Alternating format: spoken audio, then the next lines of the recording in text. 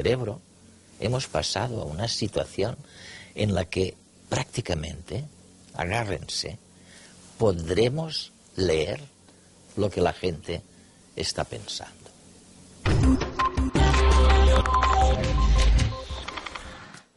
Qué cambio, ¿no? Qué cambio, profesor Hayer. En este tema de la inteligencia, hace 10 años todo el mundo estaba convencido de que dependía del tamaño del cerebro.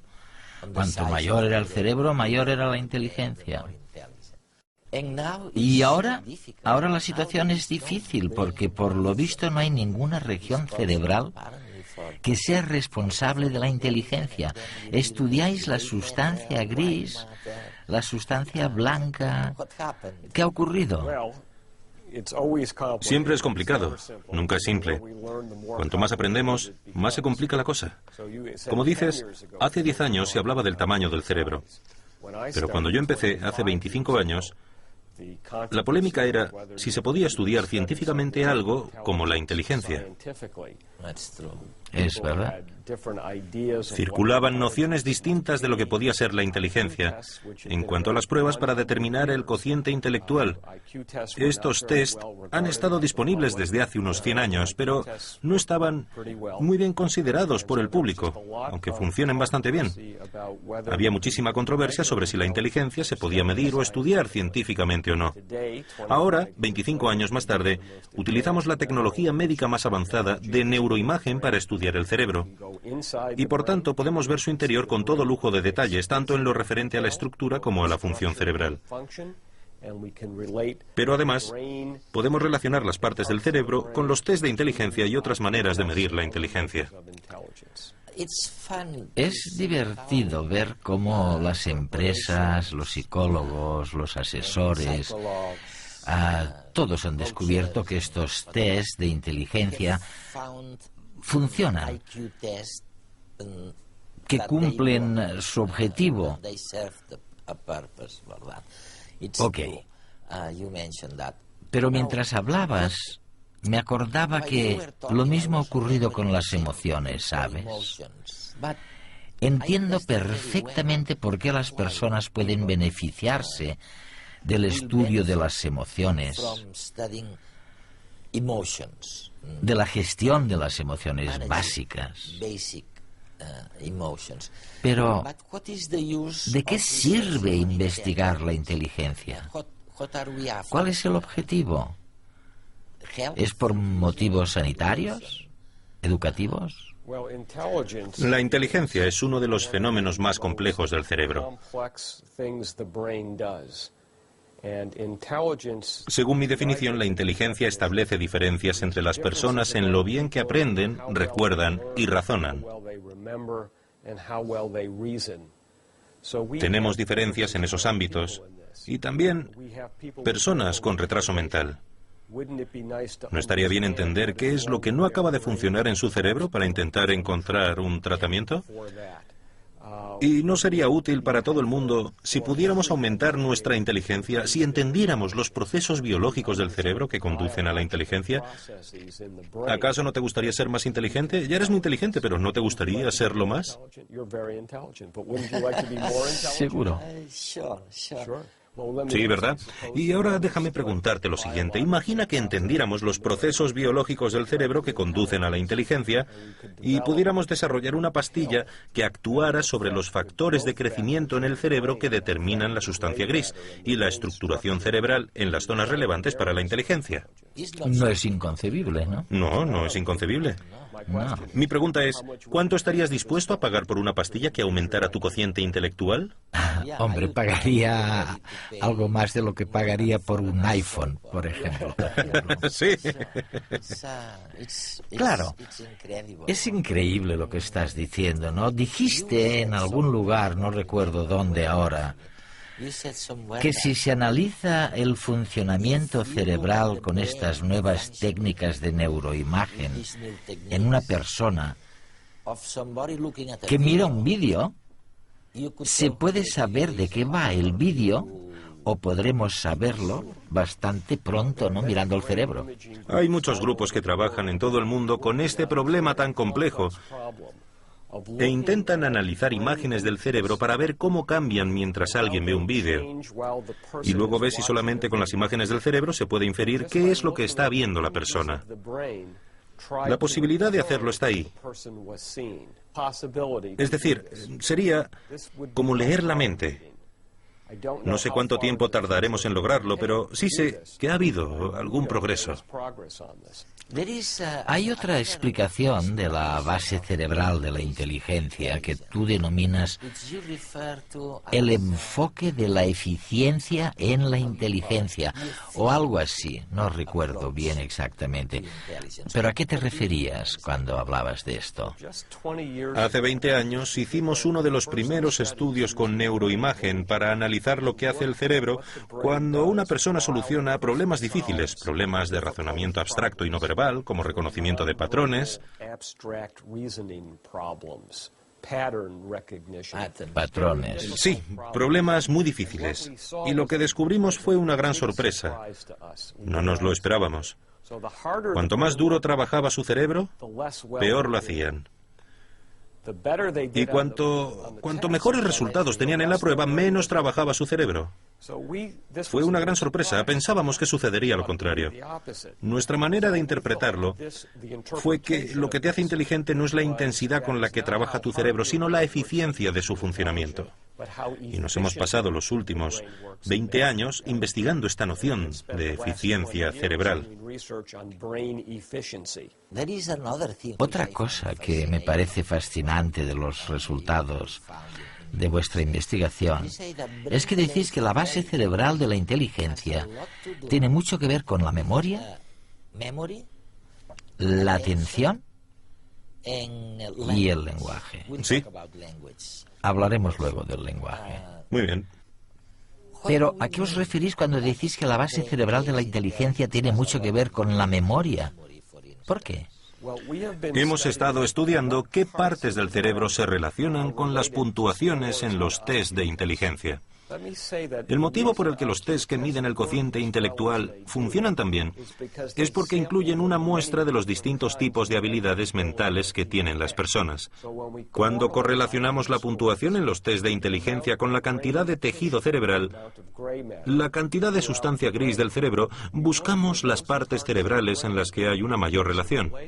Es decir, aquellas en las que cuanta más sustancia gris hay, mayor es la puntuación. Y lo encontramos en algunas áreas cerebrales, distribuidas por todo el cerebro, pero ubicadas en las mismas zonas que la memoria, la atención y el lenguaje.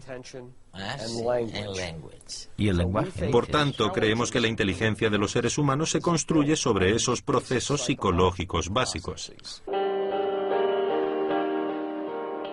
Cada día nos cruzamos con pequeños héroes que poseen grandes capacidades, si bien no nos damos cuenta y lo consideramos normal.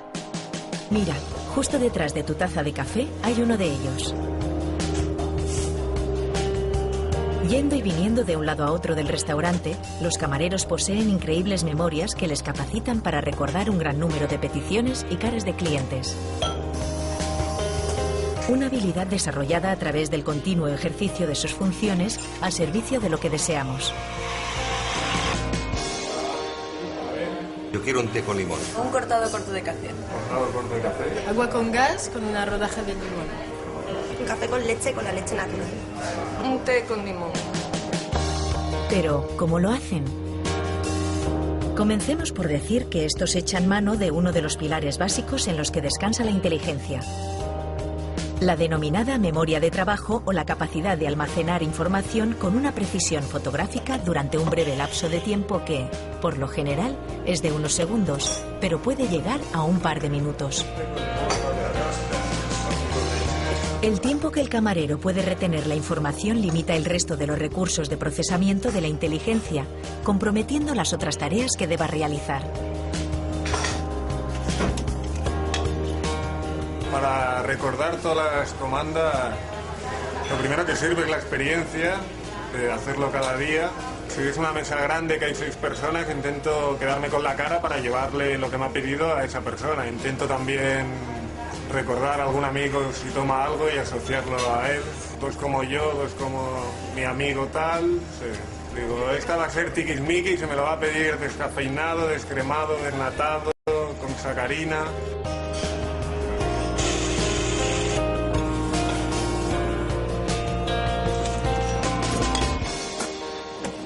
Internamente, el camarero recurre a determinadas estrategias mnemotécnicas, como la repetición de las órdenes o la asociación de las mismas con rostros u otras memorias con vínculo emocional. Estas agrupaciones son básicas para poder retener a corto plazo la información recibida y utilizarla luego, así como para almacenarla a más largo plazo. Y si no, haced la prueba. ¿Reconoceríais vuestro número de teléfono agrupado de forma distinta a la que lo habíais memorizado?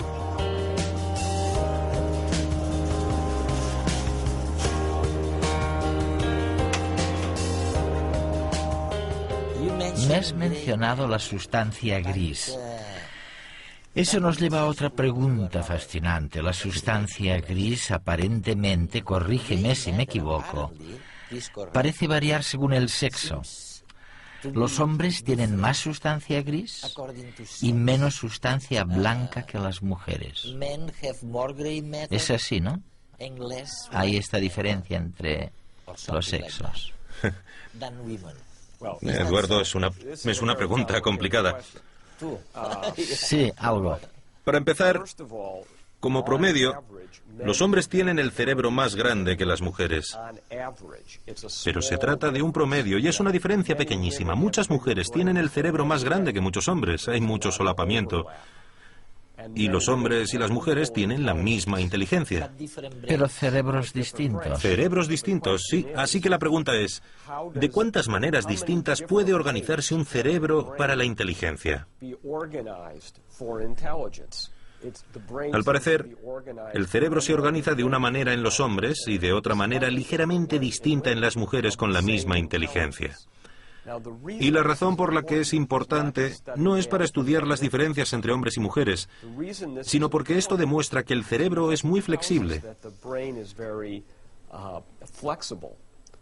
y que tiene distintas maneras de hacer lo mismo.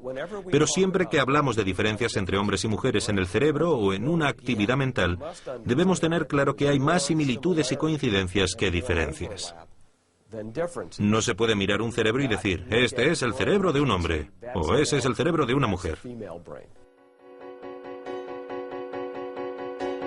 Hasta ahora la inteligencia era como el alma, difícil de definir y más aún de situar, si bien, hoy en día, es posible vislumbrar su actividad. Las técnicas de visualización nos han permitido ver que no existe un centro en donde resida la inteligencia, sino diversas áreas relacionadas con ella, principalmente en los lóbulos parietal y frontal, así como en el cuerpo cingulado anterior. Áreas que están más densamente desarrolladas en cerebros geniales como el de Einstein. Además, a este nivel, el de la genialidad, se da otra curiosa característica. Y es que en promedio no hay diferencia entre la inteligencia de un hombre y una mujer, pero entre los genios son más escasas las mujeres y solo 1 por cada 10 hombres alcanza esas cotas de inteligencia. A lo que hay que añadir que esas excepcionales féminas lo logran a través de la activación de áreas cerebrales distintas que los hombres. Así, en el hombre, la mayor parte de la materia gris, el procesador, implicada en la resolución de problemas, se encuentra en el lóbulo temporal, en una de las áreas relacionadas con el lenguaje, el área de Wernicke. Mientras que en las mujeres, la materia gris que se encuentra correlacionada con la inteligencia se halla en el área de Broca, también implicada en el lenguaje. Además, la materia blanca, compuesta por los axones de las neuronas que conectan entre sí partes distantes del córtex, se presenta mucho más organizada en determinadas áreas en las personas de gran inteligencia. Y es que esta no solo requiere capacidad de procesamiento, sino también velocidad. Y la materia blanca del cerebro corresponde a las vías de alta velocidad. Por tanto, el cerebro de las mujeres más geniales presenta más materia blanca ordenada que el del hombre, en especial en el lóbulo frontal. Ya que mientras uno basa su inteligencia en la potencia de su procesador, en la otra prima la velocidad, y sin embargo, tanto si estas dos capacidades son elevadas como si una de ellas es mayor que la otra, se alcanzan los mismos niveles de inteligencia. ¿Sería correcto decir que quizá no sabemos por qué alguien es inteligente y seguimos siendo incapaces de responder a la pregunta de por qué se es inteligente? Pero en cambio conocemos las morfologías, los lugares importantes para ser inteligente. Y en esto hay algo de nuevo muy fascinante. Por lo visto, habéis descubierto que la potencia de procesamiento del cerebro es extremadamente importante. Y eso está relacionado con la sustancia gris, tal vez. Y otra cosa muy importante es la velocidad, distinta. La velocidad a la que se puede calcular y unir cosas separadas entre sí. Y eso probablemente depende de la sustancia blanca. Es verdad. Si eso es cierto, significa algo, ¿no? Esto se ha sabido durante muchísimos años y muchos otros investigadores han trabajado sobre la relación entre la inteligencia y la velocidad de procesamiento de información.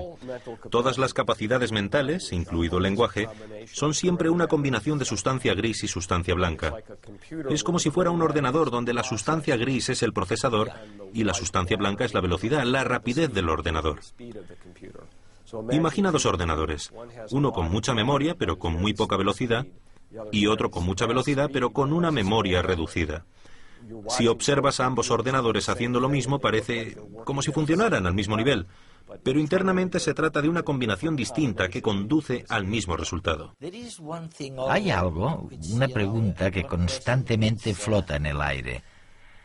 Se trata de este asunto de los genes, ¿no? Sí. La herencia genética. Las bases biológicas de la inteligencia. Según se dice, son los genes la base de la inteligencia. En este punto, nuevamente, lo maravilloso de tu investigación es que demuestras con enorme modestia lo complicado que es, y que las cosas no son tan sencillas como la gente piensa. Uno de los aspectos complicados es que cuando estudiamos los casos de gemelos, entonces sí, no hay ninguna duda. Si son gemelos idénticos, su inteligencia suele ser muy parecida. O sea que los genes serían importantes. Sabemos que la inteligencia, según se mide por los test, es hereditaria. Y lo sabemos por estudios no solo de gemelos idénticos, sino de gemelos idénticos separados en el momento de nacimiento y criados por familias distintas. De adultos, su cociente intelectual no está relacionado con las personas que los han criado, sino con su gemelo, aunque no lo hayan conocido nunca antes. ¿Cuál sería el experimento que te gustaría que comentáramos sobre la inteligencia, ¿no? Aquel tipo de experimento que pudiera explicarle a los telespectadores algo que no supieran sobre la inteligencia. Déjame que te cuente uno de mis experimentos favoritos que hicimos hace muchos años. En 1992, después de descubrir por primera vez esta relación de eficiencia. Nos preguntamos qué es lo que hace que un cerebro sea eficiente y si esto... Bueno, si es esto lo que sucede cuando uno aprende algo complicado. Hicimos un experimento para estudiarlo en varias personas. Les enseñamos a jugar a un videojuego durante unos minutos y después obtuvimos imágenes de su cerebro mientras jugaban. A continuación les pedimos que practicaran el juego durante 50 días. 50, sí, y mejoraron muchísimo. Luego volvimos a obtener imágenes de su cerebro. El juego que utilizamos fue el Tetris, que hoy en día es famosísimo. Pero cuando hicimos el experimento en 1992 no era tan conocido. Lo que vimos fue que la segunda vez que jugaron a Tetris, después de 50 días de práctica, las imágenes de su cerebro mostraron menos actividad. ¿Menos? Sí, incluso aunque el juego era más rápido y más difícil. Se habían acostumbrado. Eso es, así demostramos que el cerebro se vuelve eficiente. De hecho, les hicimos a los participantes una prueba de inteligencia. Y cuanto mayor era su puntuación en el test, más eficientes se volvieron sus cerebros. El experimento demuestra que el cerebro se vuelve más eficiente cuando aprendemos algo complicado y que esto tiene algún tipo de relación con la inteligencia. Frente a grandes problemas, el cerebro que mejor resuelve no es el que más se devana, sino el que menos trabaja, mostrándose relajadamente más eficaz. Sin embargo, para esa relajación cerebral es indispensable llevar a cabo un aprendizaje previo, a menudo tedioso, hasta desarrollar ese talento ordinario o extraordinario que poseemos.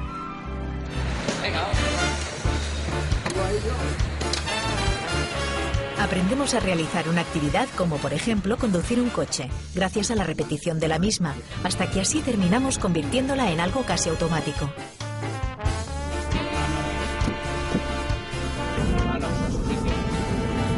Con cada clase, nuestro cerebro se va familiarizando, sin notarlo, con las distintas variables implicadas en la conducción. Ensayos que más tarde nos ayudarán a afrontar y tomar decisiones, a veces vitales, en cuestión de segundos.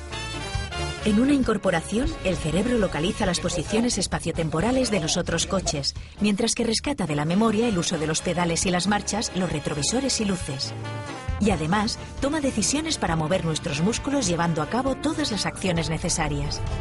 Una multiplicidad de cálculos que el cerebro procede a realizar en un instante gracias a otro tipo de memoria, denominada procedural, que crea un cierto automatismo a través del aprendizaje. Así, repitiendo y repitiendo las mismas situaciones externas y las mismas respuestas internas, conseguiremos cierta destreza en cualquier actividad. Segunda, Silvia.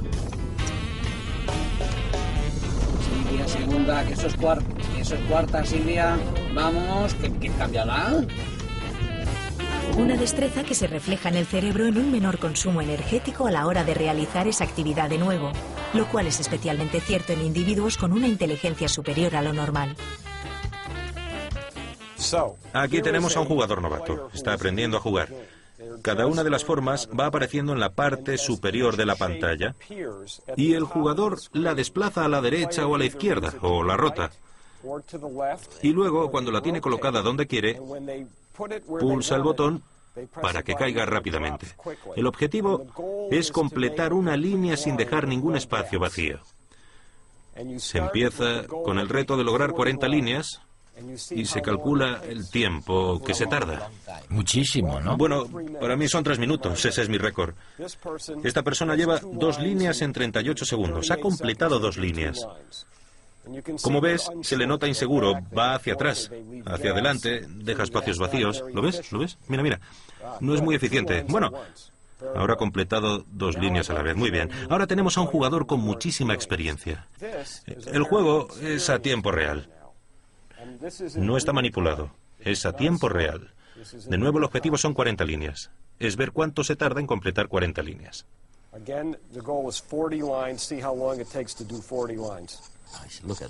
Fíjate, fíjate. A tiempo real. Ves como cada forma nueva, sin errores, 4 líneas a la vez. Mira, mira, ninguno. Ni un error, oye. Sí, y mira qué rápido. Tiene el récord del mundo, supongo, sí, tiene ¿no? el récord del mundo en la versión online.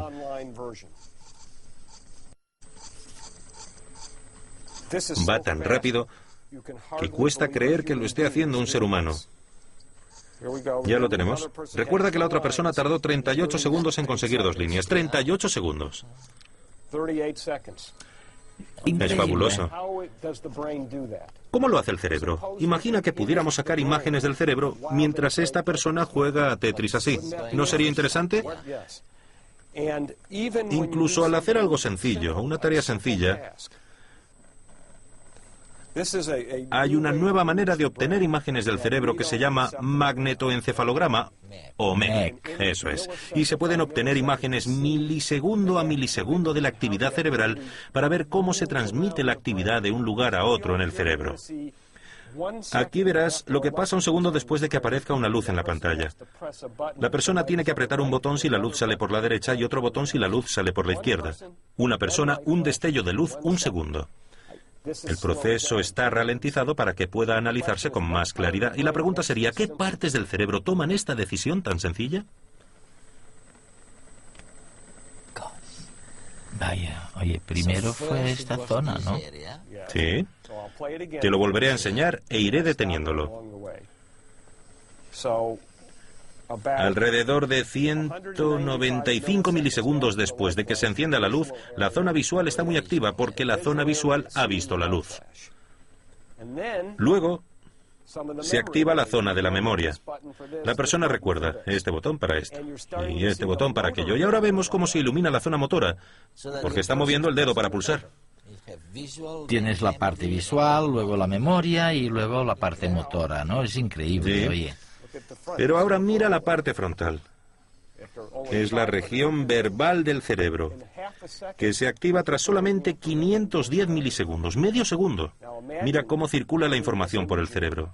Y después, tras 800 o 900 milisegundos, todo se queda muy tranquilo. Imagina lo que pasaría si pudiéramos obtener imágenes así, mientras alguien está jugando al Tetris y tomando todas estas decisiones tan complicadas. Bueno, la verdad es que cuando nos encontramos, y parece increíble, ¿no? Cuando nos encontramos con alguien inteligente, reconocemos enseguida que es inteligente. Decimos, esta persona es inteligente. Ahora, que no nos pidan qué es ser inteligente, porque todavía no lo sabemos muy bien. Y todavía sabemos menos por qué uno es inteligente y el otro lo es algo menos. Tenemos algunas aproximaciones, y es lo que hemos visto en este programa, que nos explican el comportamiento inteligente o no inteligente de grupos, de colectivos, pero no necesariamente de individuos. A veces pienso, a medida que me hago mayor, que si aprendo una cosa nueva tengo que olvidar otra antigua. Richard Hayer.